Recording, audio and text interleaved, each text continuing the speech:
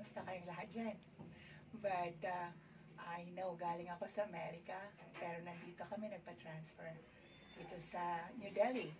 Kasi ang husband ko and me, we believe na ang galing-galing ng mga doctors dito.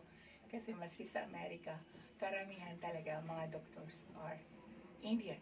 So, sabi namin sa sarili namin, punta tayo sa India, doon tayo magpa-IVF.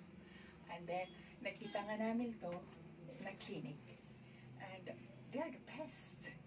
They're very friendly. So, lahat ng kanilang ginagawa is very professional. So, wala na ako ibang masabi. Kundi, dito na, natapos ang aking pangarap na magiging ina.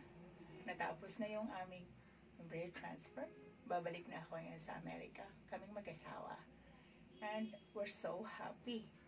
Salamat po sa inyong lahat at nakinig kayo sa akin na ito, I believe, na magaling talaga sila.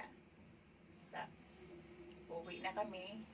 Sana makilala ninyo ang clinic sa New Delhi, Dr. Gupta.